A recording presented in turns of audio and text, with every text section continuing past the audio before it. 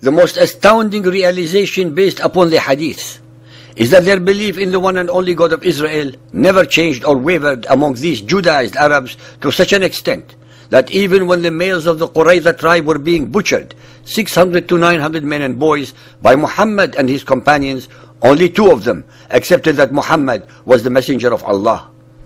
Their incredible tenacity to stick to their religious beliefs and to deny Muhammad what they clearly knew were his utterly false claims to prophethood is attested to by the fact that among the thousands of Jews and Judaized Arabs, less than 10 people were willing to convert to the cult of Muhammad, even upon pain of death.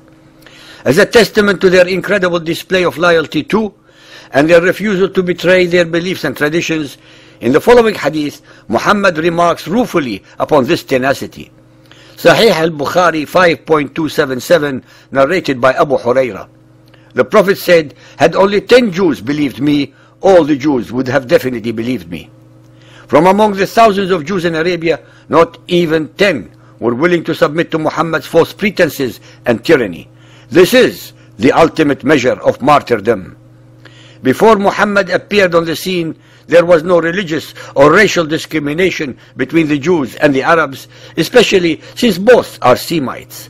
The concept of ethnic intolerance did not exist among the pagan Arabs until Muhammad created it in his Quran to justify the destruction of the Judaized and Christianized Arabs for having refused to accept him as a prophet. Over the centuries, the Jews and Judaized Arabs became economically much stronger than the pagan Arabs.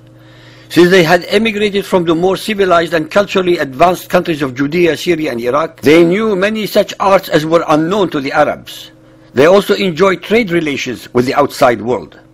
Those Jews of Israelite descent or indigenous Arab converts were integrated and accepted by the pagan natives. It is important to repeat yet again that the pagan Arabs were almost entirely nomadic people who abhorred and looked with contempt at the concept of tilling the land. Ibn Ishaq, pages 6 to 18, there are numerous passages that attest to the above facts. The stories about the Tubba, Qurayza, Medina, Mecca, etc. are very clear in showing the incredible intertwining between the Jews and the Arab tribes to such an extent that they are indistinguishable from each other excepting for their religious beliefs. According to Ibn Ishaq, it was 2 Jewish rabbis who saved both the Medina and Mecca from the wrath of Al-Tubba, pages 6 to 12.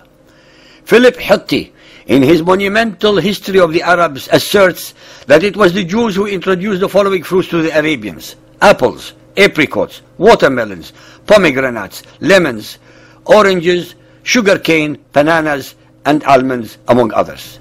The greatest and most important contribution by the Jews to Arabian agriculture and subsequently their heritage was the introduction of the palm tree, which existed mostly in the fertile land of Iraq.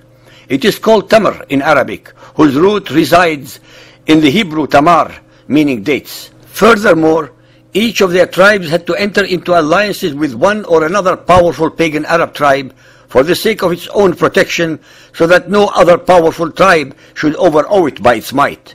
Because of this, they had not only to take part in the mutual wars of the Arabs, but they often had to go to war in support of the Arab tribe to which their tribe was tied in alliance against another Judaized tribe which was allied to the enemy tribe.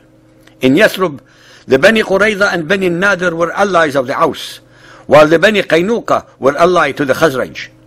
A few years before Muhammad's emigration to the Medina, these Judaized tribes had confronted each other in support of their respective allies in the war that took place between the Aus and Khazraj at Bu'ath.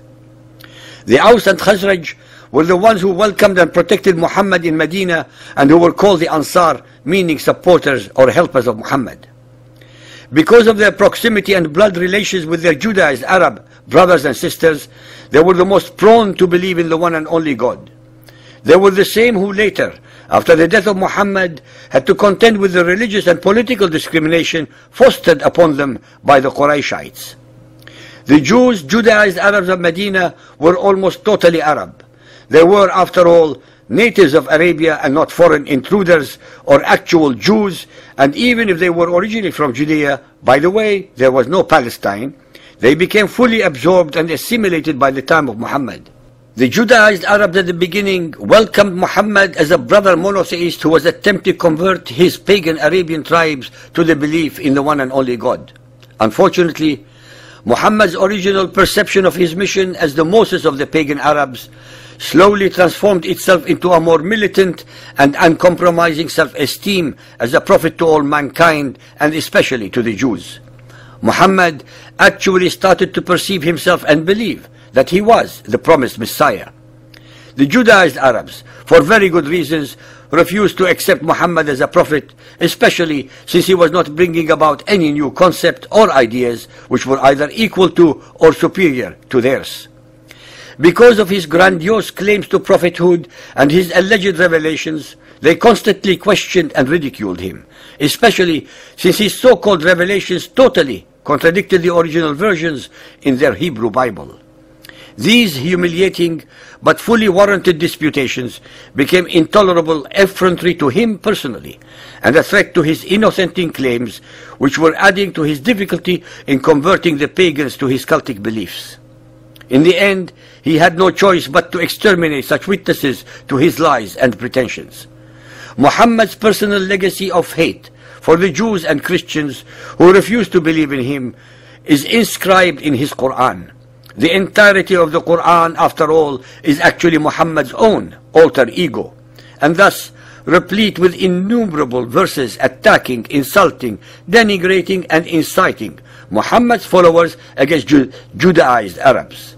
Systematically and with aforethought, Muhammad broke all treaties with the pagan, Judaized, and Christianized Arabian tribes, or found other excuses to slaughter, convert, subjugate, or enslave them.